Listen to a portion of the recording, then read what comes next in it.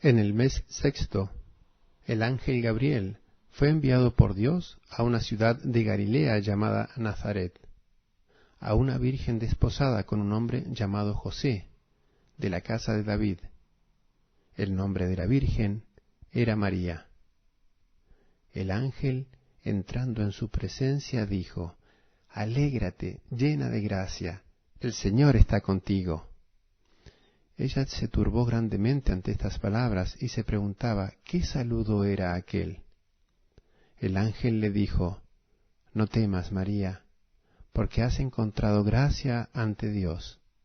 Concebirás en tu vientre y darás a luz un hijo, y le pondrás por nombre Jesús. Será grande, se llamará Hijo del Altísimo. El Señor Dios le dará el trono de David, su padre. Reinará sobre la casa de Jacob para siempre, y su reino no tendrá fin». Y María dijo al ángel: «¿Cómo será eso? Pues no conozco varón». El ángel le contestó: «El Espíritu Santo vendrá sobre ti, y la fuerza del Altísimo te cubrirá con su sombra. Por eso el santo que va a nacer será llamado Hijo de Dios. También tu pariente Isabel ha concebido un hijo en su vejez, y está de 6 meses, la que llamaban estéril, porque para Dios nada hay imposible». María contestó: «He aquí la esclava del Señor, hágase en mí según tu palabra». Y el ángel se retiró. ¿Cómo sería la casa? Pues como eran todas las que había en aquella zona, que eran unas casas muy modestas, unas casas que en parte eran cuevas que estaban talladas en la roca y en parte pues tenían una pequeña zona de albañilería muy modesta, ya digo, con un porche, con la tierra apisonada, y luego en su interior también tenían como muy pocos muebles, muy pocas cosas, porque la vida era, digamos, muy sencilla, muy elemental. Esto es importante porque la verdad es que el misterio de la Anunciación, que es fundamental, ha sido tantas veces recogido en el arte que estamos acostumbrados a ver muchos cuadros de muchos pintores. Y, por ejemplo, hay una Anunciación muy famosa que todos hemos visto, que está en el Museo del Prado, que es la de Fra Angelico, que nos presenta un escenario fantástico, que es como un palacio de principios del Renacimiento, y unos personajes preciosos, una virgen maravillosa, vestida, bueno, como una princesa. Bueno, la realidad no era así, ¿eh? La realidad es mucho más modesta, mucho más verdadera, mucho más sincera. La Iglesia Católica dice que donde realmente ocurrió este acontecimiento fue en una parte de la casa de María que la llaman la cueva de la Anunciación, porque era una parte, ya digo que las casas tenían una parte que estaba excavada en la roca. Una cueva que hoy tiene un altar y esta inscripción, que es muy importante, dice: «Aquí el Verbo se hizo carne». Fundamental, es algo que realmente conmueve pensar que en un sitio tan modesto, tan pequeño, tan nada, Dios, todo un Dios, se hiciera hombre y tomara nuestra carne. Hoy está englobado dentro de una gran basílica. Cuando uno va a Nazaret, bueno, pues te llama la atención una basílica bastante moderna, que es esta basílica de la Anunciación, y dentro de ella pues ahí tenemos una zona muy especial, que es donde está esta gruta que antes comentábamos. ¿Por qué decimos que fue en esta gruta? Pues para eso se basan en algunos argumentos que son de tipo arqueológico. Se han hecho excavaciones y en las excavaciones se han encontrado inscripciones, son muy antiguas, como esta que tenemos aquí, que pone en griego: «Alégrate, María». Entonces, si se ha encontrado una pieza que pertenece a este edificio, en este lugar, con esa inscripción, es que había allí ya culto a María. ¿Y por qué lo habría? Pues posiblemente porque sería su casa, o es la tradición que existía, ¿no?, ya desde los primitivos cristianos. Por otro lado, siempre en este lugar ha habido una tradición de culto. Y ya digo, la basílica que hay ahora es muy moderna, pero haya habido a lo largo de los siglos, se han ido sucediendo distintas iglesias de distintas épocas y estilos. Bueno, ya tenemos el lugar. Ahora vamos a ver, ¿y el tiempo? ¿Cuándo ocurrió? Bueno, pues el año el momento en que va a ocurrir esto, tenemos que, claro, retrotraernos a cuál es el año del nacimiento de Jesús. Pues 9 meses antes del nacimiento, claramente. Por eso, precisamente, 25 de marzo, ¿no? Nos lo han puesto. Pero, ¿cuándo es históricamente este momento?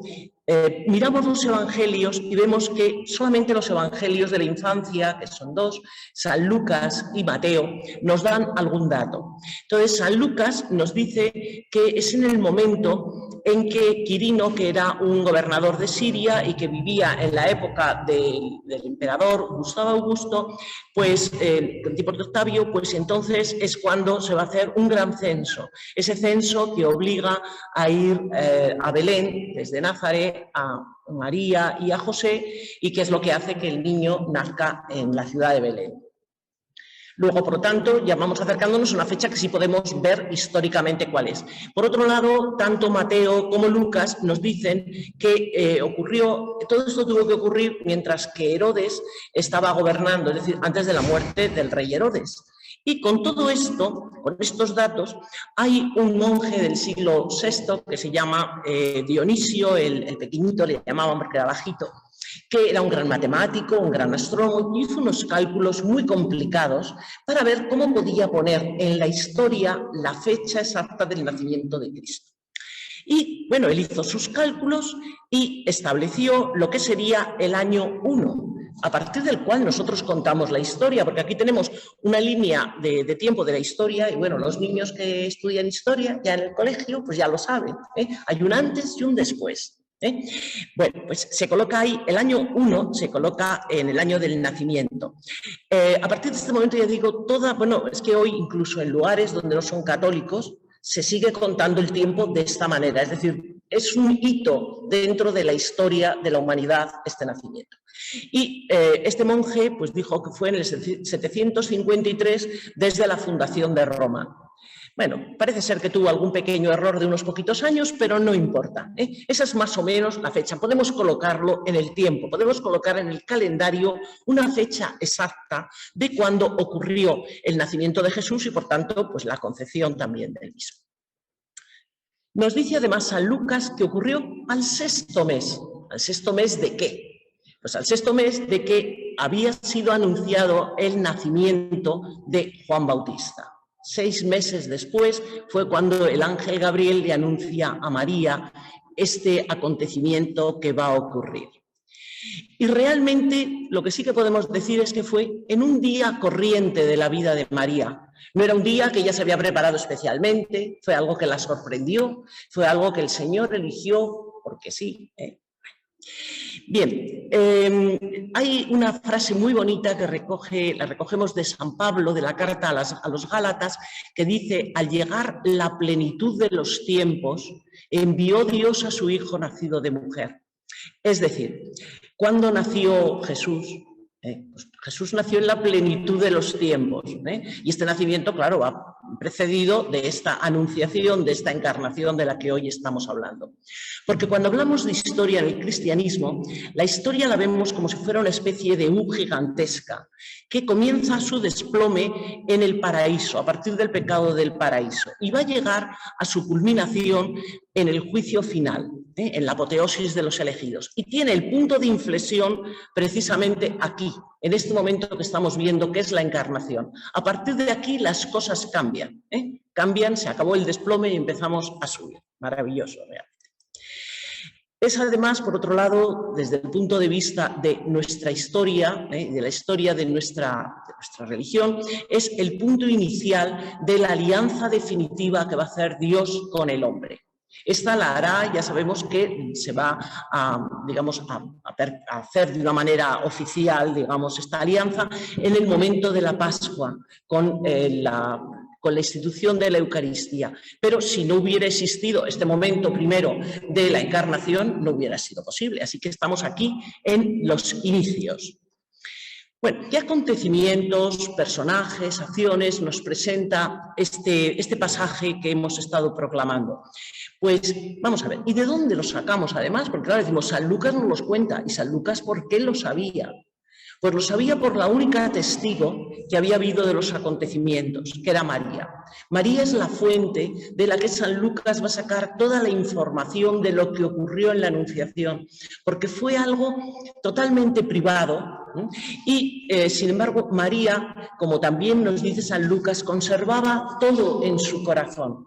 Entonces, como conservaba todo en su corazón, será capaz, después, en un momento determinado, de comentárselo a San Lucas. San Lucas tuvo después bastante relación con María, parece ser que es una fuente fundamental para lo que él nos va a escribir en el Evangelio, sobre todo para toda esta etapa de la infancia de Jesús. Aparece en primer lugar el arcángel Gabriel. El arcángel Gabriel, ya sabéis, Gabriel significa Dios es mi fortaleza, o la fuerza de Dios. El arcángel Gabriel aparece 3 veces en la Biblia. La primera de las veces aparece con el profeta Daniel, en el libro de Daniel, y lo que hace es una profecía sobre el Mesías príncipe. La segunda vez que aparece este profeta es ante Zacarías en el templo. Y aquí, cuando le dice yo soy Gabriel, que sirvo en la presencia de Dios, y lo que viene es a anunciarle el futuro nacimiento de su hijo Juan, el precursor del Señor. Y esta tercera vez que aparece es como portavoz de este proyecto que Dios tiene para María, algo también importantísimo, lo más importante de todos. Gabriel se va a aparecer a María y lo que va a hacer es anunciarle algo fundamental, y es que Dios tiene una predilección muy especial por ella y que le va a confiar una misión que también es muy particular, muy especial, una misión única realmente. Porque María va a ser la llamada a dar a luz a Jesús. Le va a explicar quién es Jesús, el que va a salvar al pueblo de sus pecados. Y le explicará además que será grande, que la fuerza, que será llamado Hijo del Altísimo, que reinará sobre el trono de David su padre. Es decir, le va a hacer unas predicciones que enlazan con las del profeta Natán que había hecho a David, pero las supera con muchísimo. Ante la pregunta de María, ¿y esto cómo será?, pues le va a revelar todo lo que son los designios divinos y le hablará de cómo esto va a ser algo que va a ser fruto del Espíritu Santo. La fuerza del Altísimo te cubrirá con la sombra, y el santo que van a hacer será hijo del Altísimo, porque va a ser engendrado por el Espíritu Santo. María, la gran protagonista de este acontecimiento, era muy jovencita en este momento. Sabemos por San Lucas, él nos da el nombre, es el primero que nos da el nombre. Dice que es una virgen y su nombre era María.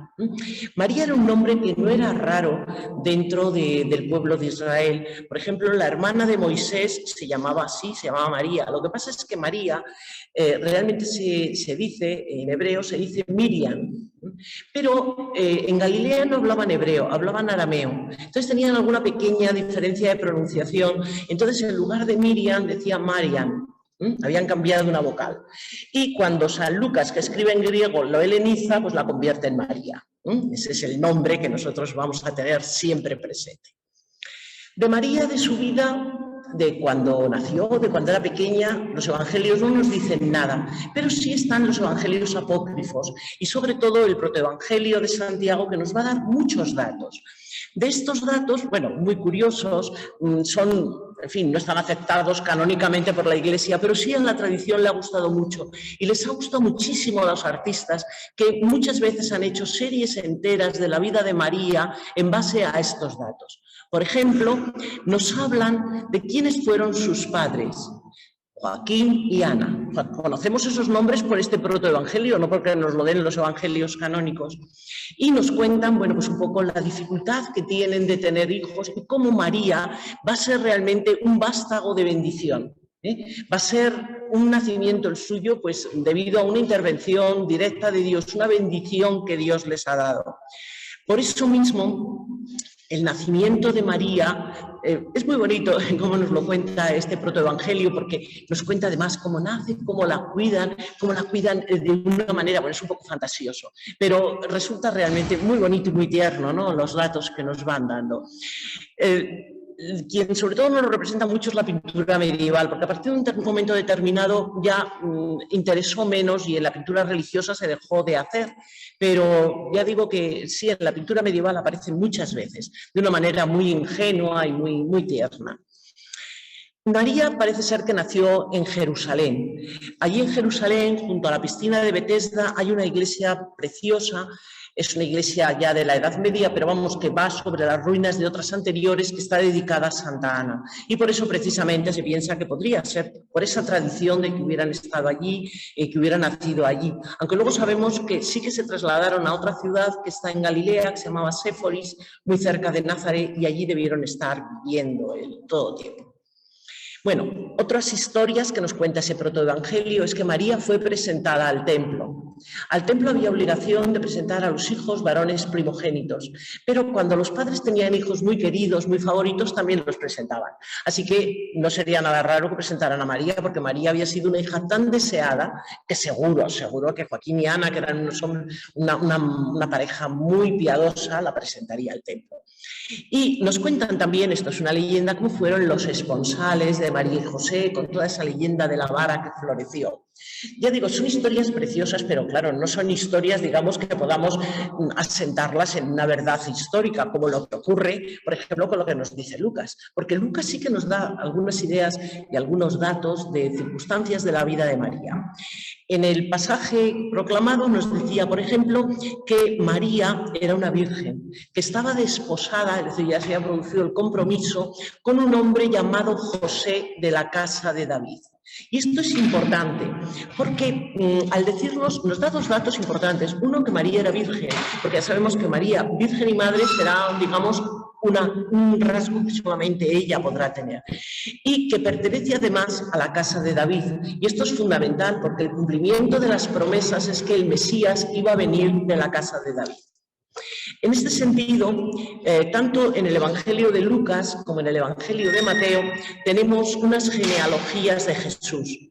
Bueno, yo recuerdo esto porque siempre que en una Eucaristía es el Evangelio del día, uno dice, Dios mío, qué cantidad de nombres raros nos van a soltar y vaya rollo más horroroso. Pero tienen su sentido, porque lo que nos hace, sobre todo la de Mateo, es una especie de resumen de lo que fue la historia de Israel. Lo agrupa como en tres bloques, cada uno de ellos con 14 generaciones. El primer bloque es de Abraham a David, un segundo bloque que va hasta la deportación de Babilonia, y un tercer bloque que es desde que vuelven desde el exilio hasta la época en que va a nacer Jesús. Y lo que es importante es que veamos que en ese árbol genealógico David está ahí y que de David además descienden tanto José como María. Eso también es importante, por dos ramas distintas, pero son descendientes del rey David ambos. Y ya digo, es importante porque así se cumplen estas profecías. Bueno, María va a recibir la llegada del ángel. La verdad es que la sorprende primero por lo que la dice. Nosotros en el Ave María, que tiene una primera parte que es bíblica, decimos Dios te salve María, esta es la traducción que nos han dado. Pero si cogemos el original, que está en griego, lo que dice es alégrate María. Y es precioso que veamos lo que le dice el ángel, porque le dice, alégrate, es que te voy a dar una noticia que es una noticia de gozo, es una noticia para bailar, vamos, una noticia realmente espectacular. Entonces la saluda, alégrate María, y la dice además que está llena de gracia. Que jaritomene es una expresión muy bonita, además muy particular en griego, que significa eso, que tiene todas las gracias reunidas en su mano. ¿Cuáles son esas gracias?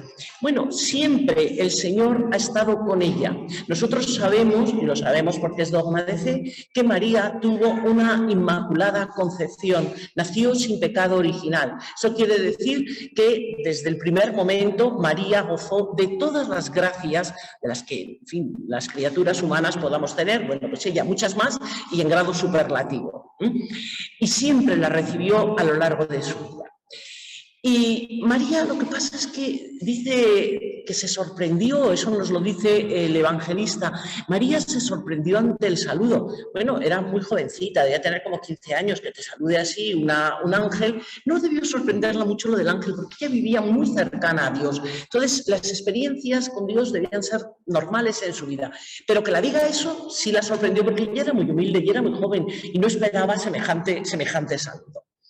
Entonces dice que se sorprendió mucho ante el saludo. Y no solamente se sorprendió, sino que cuando el ángel la quiere quitar un poco, digamos, el susto primero que le ha dado, dice, no temas, María. Y la sigue diciendo cosas, y entre ellas la va a decir algo que es el gran mensaje, y es que vas a concebir en el seno y vas a dar a luz un hijo. Y aquí la perplejidad de María va a continuar en cierto modo. Ella va a preguntar al ángel qué tiene que hacer, pero no es una pregunta como la que hizo Zacarías, que era una pregunta llena de incredulidad. Hombre, no, somos muy viejos y nosotros no tenemos que tener un hijo. No, es una pregunta de cómo va a ser, porque lo que María quiere es obedecer de la mejor manera a Dios. Entonces quiere ver qué tiene que hacer ella. ¿Cuál es el papel que la corresponde? Entonces, claro, para hacerlo bien ella quiere tener todos los datos suficientes, ¿no? Ella quiere obedecer y el ángel la va a tranquilizar, la va a decir que va a concebir por esta gracia especial que Dios le va a dar y que el santo que van a nacer será llamado Hijo de Dios. La dice que el Espíritu Santo va a llegar sobre ti. Eso es importantísimo porque es el Espíritu Santo quien la va a hacer concebir. No hay ningún problema con el hecho de su virginidad. Y ante estas palabras del ángel, María acepta totalmente, de todo corazón, lo que le están diciendo, esa propuesta, pues he aquí la esclava del Señor. Termina San Lucas diciendo, y el ángel la dejó. Claro, lo que no nos dice es, ¿y qué pasa cuando el ángel la dejó? Pues que justo en ese momento se produce la encarnación. En ese momento toma carne el Hijo de Dios en María. Es realmente el momento que dicen muchos padres de la Iglesia que la creación entera se conmovió, porque era algo tan esperado y algo tan especial, tan sublime, tan increíble, que bueno, conmovió a todos. Bueno, interesa y hemos mirado un poco y hemos repasado un poco lo que pasó en la encarnación porque nos sirve para que nos demos cuenta, ya decía, de esta tesis que vamos a un poco profundizar, y es que María es la primera y más perfecta discípula de Cristo. ¿Qué hay que hacer para ser discípulo? Para ser discípulo hay que hacer fundamentalmente tres cosas. En primer lugar, escuchar. El discípulo escucha, el discípulo acoge y el discípulo pone por obra lo que ha escuchado. María hizo todo esto y lo hizo de una manera maravillosa, porque María es maestra de la escucha. Escuchar es algo que es fundamental en en la espiritualidad judía también. Recordemos que el Shema, que es digamos como la oración clave del credo judío, es escucha Israel. Pero es que Jesús también va a decir una y otra vez en el Evangelio, escuchad. Escuchar es fundamental, porque escuchar no es oír. Oír es algo que hacemos queramos o no queramos, pero que podemos totalmente desconectar nuestra mente y oímos como si nada. Lo que se suele decir, te entra por un oído, te sale por el otro. Escuchar significa una disposición especial del oyente. Significa prestar toda la atención, prestar toda la voluntad, enterarse totalmente de lo que te están diciendo. Y María, ya digo, fue maestra de la escucha porque cuando escucha lo que el ángel le está diciendo, algo tan importante, la escucha con todo el corazón y por eso en ese mismo momento va a concebir. Tanto la patrística como muchos teólogos de la Edad Media hablan de un concepto que se llama así la conceptio per aurem, es decir, la concepción por el oído. Y ellos dicen que es que fue la palabra de Dios al escucharla, a través del Espíritu Santo, la que produjo esa concepción virginal. Es decir, la concepción es a través de la escucha. De hecho, es, ya digo, como uno de los rasgos fundamentales de María. El otro rasgo que que tiene que tener un discípulo, otro acontecimiento que tiene que cuidar mucho, es que uno no puede ser discípulo si no ha tenido un encuentro personal con Jesús.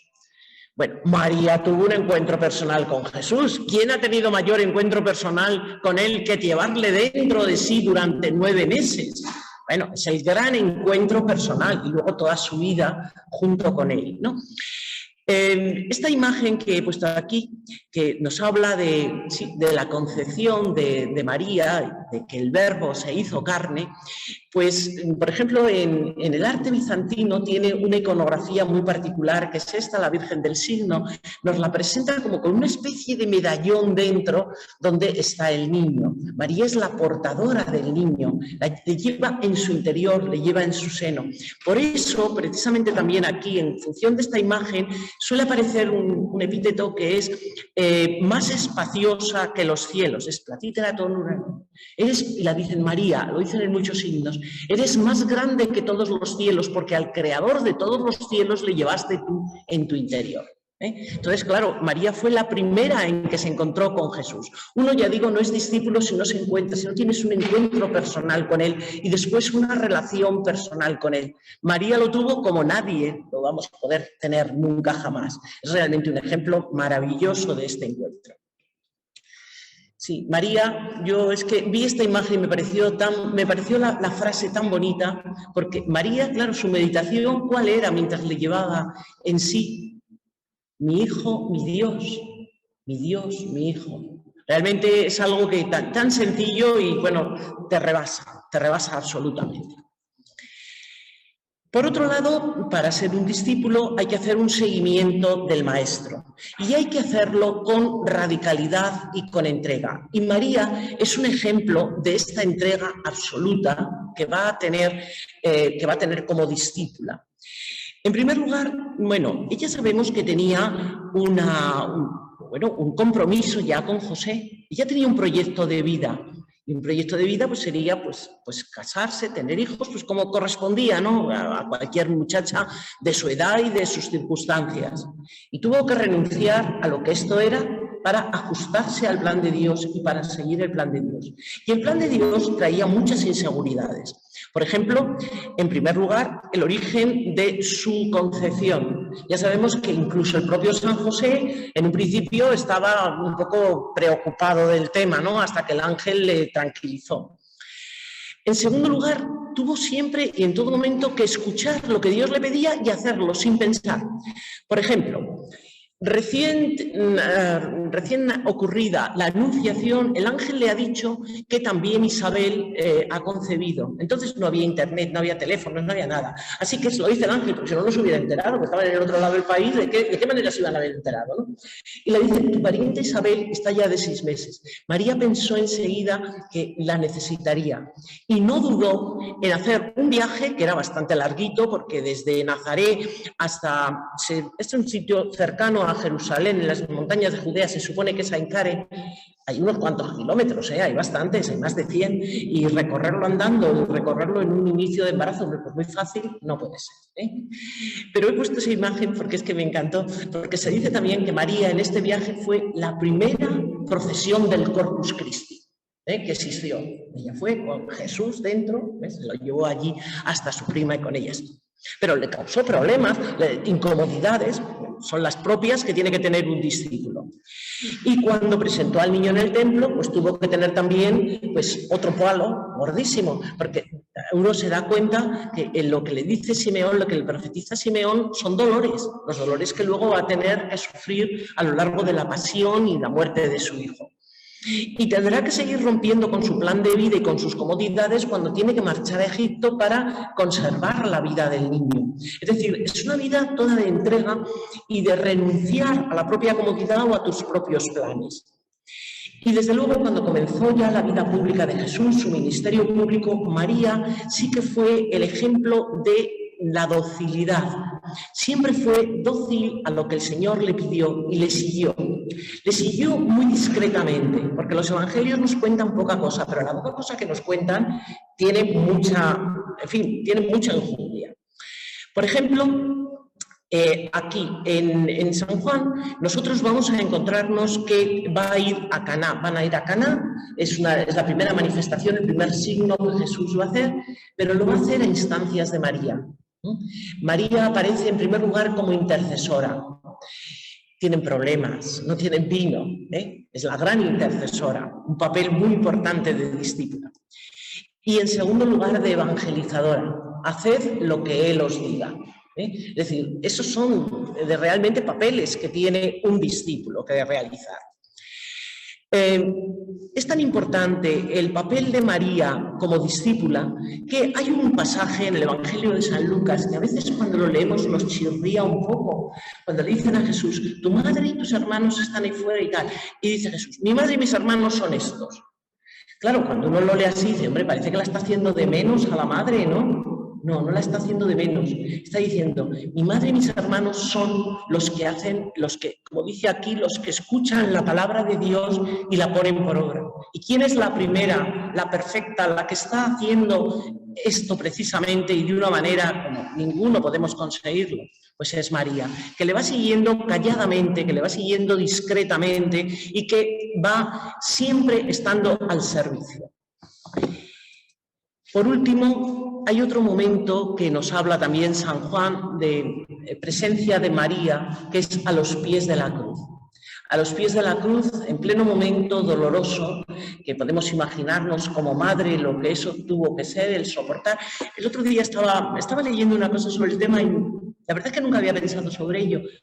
María estuvo junto a la cruz, pero debió estar muchísimo tiempo, porque al final el centurión la dejaba que estuviera ya a su lado, porque cuando Jesús nos la entrega como madre, estaba al pie de la cruz, pero normalmente a los familiares no, o sea, la gente se la tenía lejos. O sea, tuvo que estar allí tiempo, allí soportando hasta que conmovió también incluso el corazón de este hombre, del centurión. Y estuvo allí y al llegar a la hora no le dejó, allí estuvo. La tradición nos dice, eso no nos lo dice el Evangelio, pero la tradición, y nosotros en el Vía Crucis siempre lo rezamos, que cuando descolgaron de la cruz a Jesús lo dejaron en sus brazos.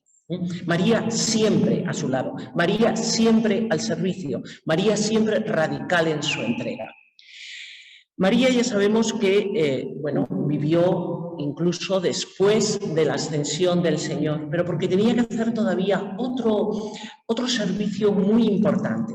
Y este servicio último muy importante lo va a hacer en Pentecostés. En Pentecostés, después de la ascensión al cielo, Jesús les ha prometido a los discípulos que les va a enviar el Espíritu Santo. Y los discípulos van a resistir en oración y demás porque están con María. Y es más, y cuando llega el momento del Espíritu Santo, decía el Padre Canta a la Mesa, ya sabemos todos que cuando hay una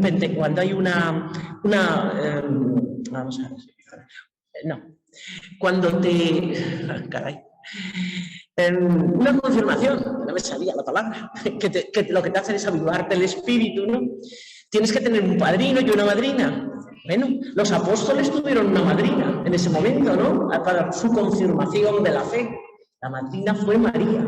¿Por qué? Porque era la primera que había recibido el Espíritu Santo. Era la que ya estaba bautizada en el Espíritu y la que estuvo allí actuando como madrina. La que actuó, ya digo, reuniendo al grupo y favoreciendo este momento que fue un momento muy, muy especial.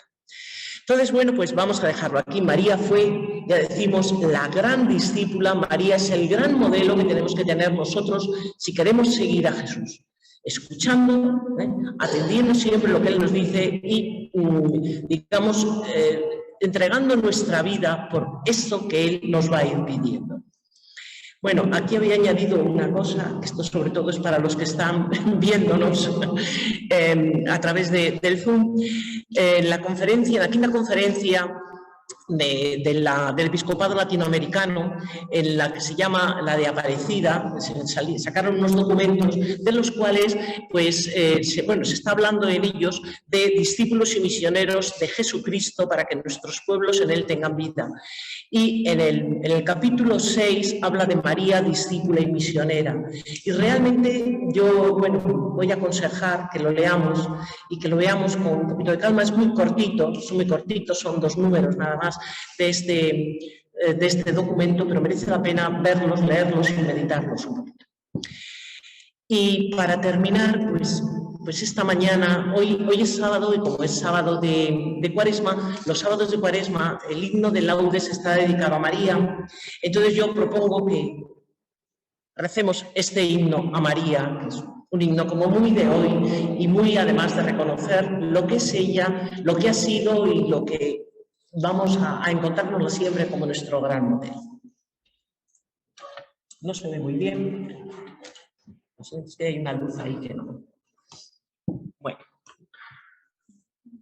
Si se pudiera mover un poquito para que nos dieran, es que no se ve nada, ¿verdad? Porque le da toda la luz. Adelántate una fase. Vale. Dame tu mano, María.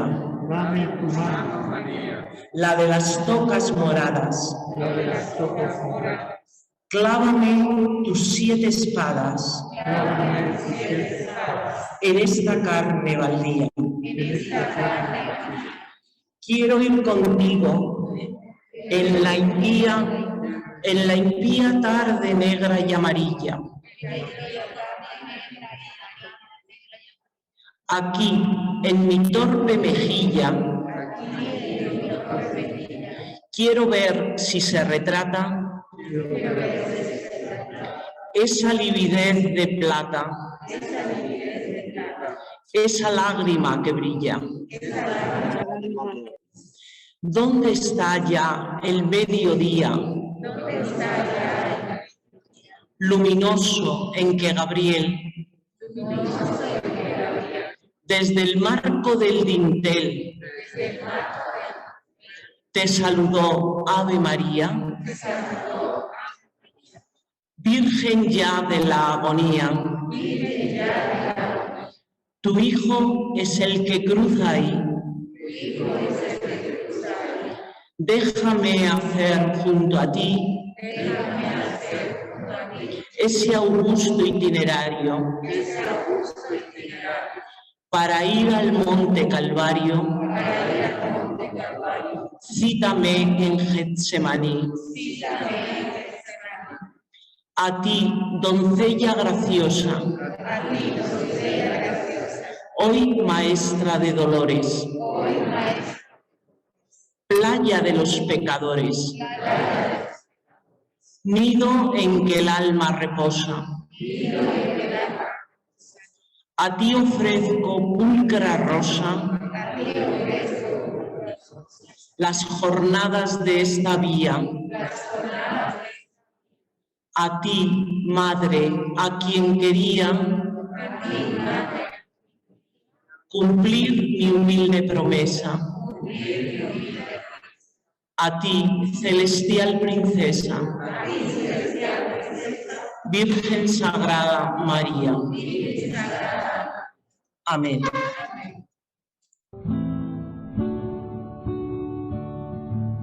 Mi alma glorifica a Dios, mi espíritu se alegra.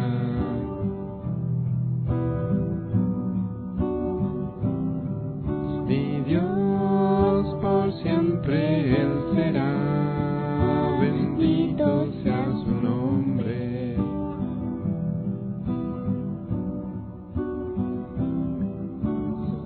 Sus ojos puestos en su sierva, ha visto en mi humillación, ha hecho obras grandes por mí, bendita desde ahora y por siempre, bendita. Mi alma glorifica a Dios, mi espíritu se alegra.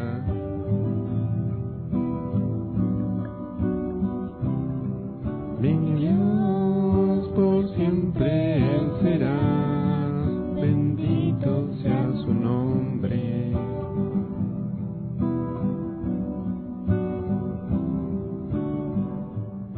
Dispersa los soberbios,